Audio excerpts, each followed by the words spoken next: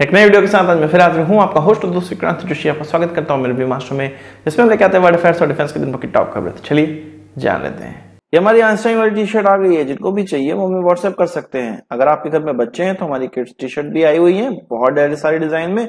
हमें व्हाट्सएप करिए और पता करिए कैसे इसकी बुकिंग करानी है। किड्स टी शर्ट केवल 150 रुपए से स्टार्ट है। अभी सबसे पहली खबर की बात करेंगे तो ब्रह्मोस एरोस्पेस की तरफ से निकलकर सामने आ रही है। कुछ साल पहले हम लोगों ने ये खबर सुनी थी, लगभग 5-6 साल हो गए ये खबर सुनी थी कि निशांत अग्रवाल करके एक व्यक्ति था जो कि ब्रह्मोस एरोस्पेस में काम करता था और उसके द्वारा कुछ सेंसिटिव जानकारी ब्रह्मोस मिसाइल की, क्योंकि ब्रह्मोस एरोस्पेस में बेसिकली ब्रह्मोस मिसाइल बनाई जाती है तो उसकी डेटा वो ऑनलाइन लीक कर रहा था, उसमें पकड़ा गया था। इस खबर में ये आया था कि उसकी हनी ट्रैपिंग की गई थी और तब जाके डेटा उससे फेसबुक पर लिया गया था।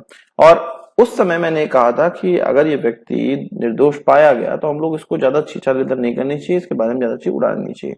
अब जाके उसको दोषी साबित कर दिया गया है और वो दोषी करार दिया गया है और उसको कड़े कारावास की सजा दी गई है।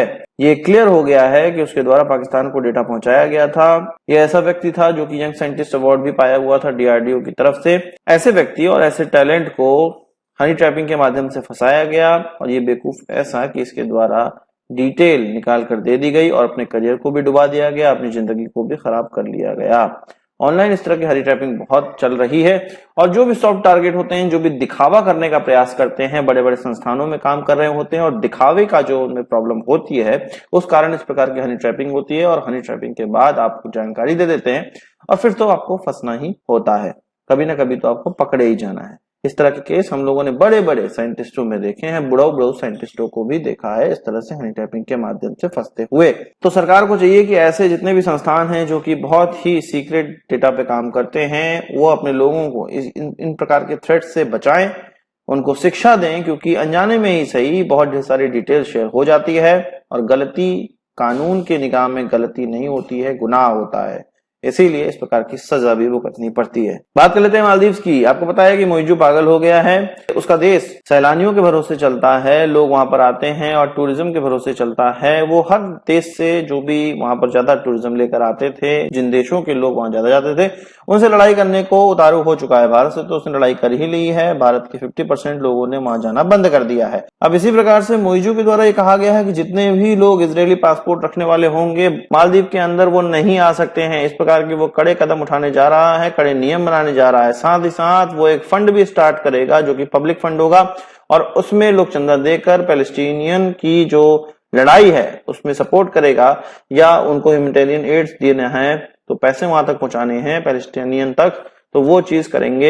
एक पब्लिक फंड बनाने की घोषणा भी करी हुई है, या आप कह सकते हैं एक चैरिटी फंड बनाने का प्रयास भी किया जाएगा उनकी तरफ से। इस पर इजराइल ने कहा कि हमारे जितने भी नागरिक हैं वो मालदीव मत जाओ, मालदीव जो गया है वो वहां से तुरंत निकलो, क्योंकि हम आगे जाके सुरक्षा देने में असमर्थ रहेंगे, क्योंकि वहां की सरकार ही जब इस तरह की चीजें कर रही हैं, इजरायली लोगों को बाहर निकालने का प्रयास कर रही हैं, तो हम बहुत हद तक सुरक्षा नहीं दे सकते हैं। इसीलिए वहां पर मत जाओ और जो है निकल जाओ। साथ ही इजराइल की तरफ से, इजरायली दूतावास की तरफ से ये कहा गया है कि जो लोग छुट्टियां मनाने मालदीव जाते हैं उस जैसे बीचेस बहुत से हैं और भारत के अंदर बहुत से ऐसे बीचेस हैं और कई जगहों और कई बीचेस का उन्होंने फोटो भी शेयर किया।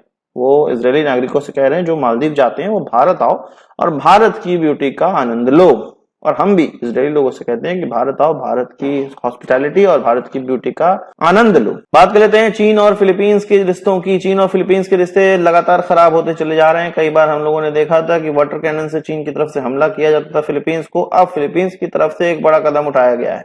फिलीपींस की तरफ से एक पुराने शिप में, जो कि 1996 में बंद कर दिया गया था, डिकमीशन कर दिया गया था शिप, वहां पर एक मिशन भेजा जा रहा था। वहां पर वो अपने लोगों को पोस्ट कर रहे थे और वो समंदर में था वो शिप, और वहां पर वो लोगों को अपने भेज के वहां पर एक तरह से अपनी तैनाती कर रहे थे। और ये चीज होते हुए वहां के चीनी कोस्ट गार्ड ने भी देख लिया।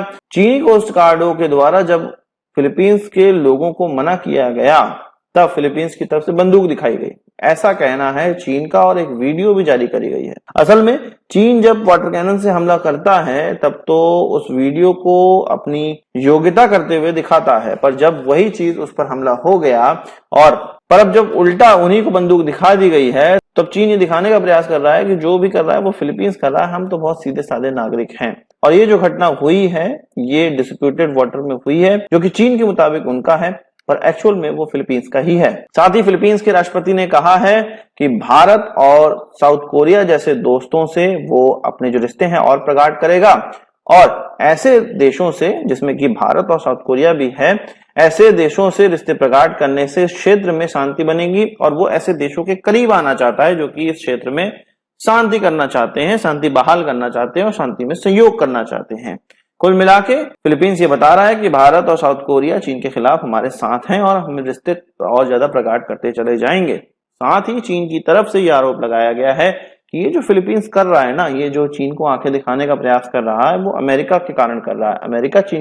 अमेरिका फिलीपींस को इस प्रकार की चीजें सिखा रहा है और अमेरिका ही फिलीपींस को हर तरह से हेल्प कर रहा है कि चीन के खिलाफ इस तरह की चीजें करो, और वो सही नहीं है। तो भैया चीन जब पूरे समंदर को, साउथ चाइना सी को अपना ही कहेगा तो आसपास के देश तो कॉन्टेस्ट करेंगे ही ना, लड़ेंगे ही ना, और लड़ना भी चाहिए। बात कर लेते हैं तेजस MK1A की। हम जानते हैं कि तेजस MK1A का परीक्षण स्टार्ट हो गया है और कई जगह इसकी फुटेज भी निकल कर आने लगी है, और एक फुटेज ऐसी निकल कर आई है जिसमें कि 3 क्लोज कॉम्बैट मिसाइलों का इस्तेमाल करते हुए दिखाई दे रहा है। इसमें देखने को आ रहा है कि R-73, पाइथन 5 और एशरैम तीनों क्लोज कॉम्बैट मिसाइल को लेकर ये उड़ रहा है।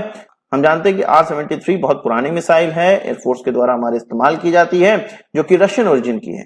पाइथन 5 इजरायली ओरिजिन की है, एशरैम US के ओरिजिन की है। तो 3 अलग अलग देशों की 3 अलग अलग टेक्नोलॉजी साथ लेके हमारा ये एयरक्राफ्ट उड़ा है तेजस MK1A, जो कि दुश्मन की सीने में डर पैदा करने के लिए बहुत ज्यादा काफी है। हम जानते हैं कि अगर पाकिस्तान के साथ या चीन के साथ हमारा कॉन्टेस्ट होगा, हमारी लड़ाई होगी, तो क्लोज कॉम्बैट बहुत ज्यादा होगा, क्योंकि beyond visual range air to air missile पहाड़ों के बीच काम करना थोड़ा मुश्किल हो जाता है, और ज्यादातर मिसाइलों का इस्तेमाल पायलट की देखने वाली रेंज में ही होगा, एयर टू एयर मिसाइल की अगर हम लोग बात करें तो। इसलिए इस प्रकार की जो हमारी तैयारी है, जो तेजस की एक तरह से तैयारी चल रही है, वो बहुत ज्यादा जरूरी है और दुश्मन के सीने में डर पैदा करने के लिए भी बहुत ज्यादा जरूरी है। आपका इस पर क्या कहना है कमेंट बॉक्स में जरूर बताइएगा। आज के इस वीडियो के लिए बस इतना ही। आशा करता हूं आपको वीडियो पसंद आया होगा। आप इसको एक बड़ा thumbs up जरूर देंगे। इस वीडियो से संबंधित सवाल सुझाव हो कमेंट बॉक्स में जरूर लाइएगा, और यदि आपने हमारा चैनल सब्सक्राइब नहीं किया उसे भी कर लीजिए, क्योंकि हम इस प्रकार की वीडियो लाते रहते हैं। नमस्कार, थैंक यू, जय हिंद।